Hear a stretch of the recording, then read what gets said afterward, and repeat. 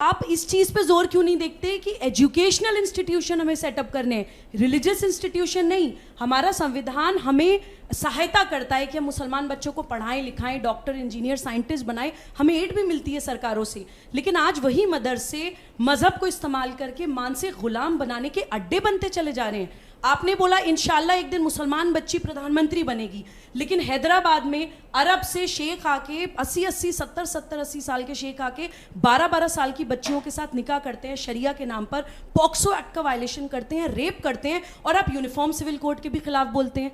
आप क्यों नहीं चाहते कि मुसलमान बच्चे का कानून या मुसलमान की शिक्षा व्यवस्था या मुसलमान की न्याय प्रणाली 130-35 करोड़ भारतीयों जैसी हो? आपने कन्हैया लाल के ग्रूसम मर्डर को, लिंचिंग को कंडेम किया, उसका मैं स्वागत करती हूं, लेकिन ये आतंकवादी रातों रात नहीं बन जाते हो ऐसी साहब। मुसलमान बच्चे को पहले अलगाववादी बनाया जाता है। तुम्हारा पहनना ओढ़ना, खाना पीना, कानून, जुडिशरी, शिक्षा सब अलग है। जब वो सेपरेटिस्ट बन जाता है तब कुछ नेता उसको इस्तेमाल कर लेते हैं मुसलमान लीडर बनने के लिए, और कुछ आतंकवादी संगठन इस्तेमाल कर लेते हैं उनको टेररिस्ट बनाने के लिए। तो आप उस अलगाववाद को पोषण क्यों देते हैं? गुनाह इंसान जब करता है ना, तो अगर आप उसको मजहब के चश्मे से देखेंगे तो फिर आप वो चश्मा उतारना पड़ेगा आपको। राजीव गांधी को मारने वाला कौन? इंदिरा गांधी को मारने वाला कौन? और गांधी को मारने वाला कौन? कौन है वो कौन से मदरसे से पढ़ कर आए थे? नंबर 1।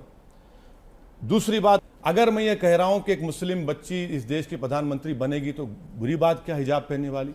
मैडम मुझे ये बताइए, जब लॉ कमीशन ने यह कह दिया कि भारत को यूनिफॉर्म सिविल कोड की जरूरत नहीं है, उन्होंने अपनी रिपोर्ट में कहा है, तो जब लैंग्वेज में यूनिफॉर्मिटी नहीं है, खाने में यूनिफॉर्मिटी नहीं है, रिलीजन में यूनिफॉर्मिटी नहीं है, तो आप यूसीसी की बात कर रहे हैं। यूसीसी की अगर आप बात कर रहे हैं मैडम, तो हिंदू अनडिवाइडेड फैमिली के टैक्स रिबेट आपको मिलते, मुझे क्यों नहीं मिलेंगे? क्या वो राइट टू इक्वालिटी का खिलाफ नहीं है? यूनिफॉर्म सिविल कोड की आप बात कर रहे हैं, भाई कौन सा दयाभागा स्कूल ऑफ थॉट होगा या मिताक्षरा स्कूल ऑफ थॉट होगा? कौन सा स्कूल ऑफ थॉट होगा बताइए?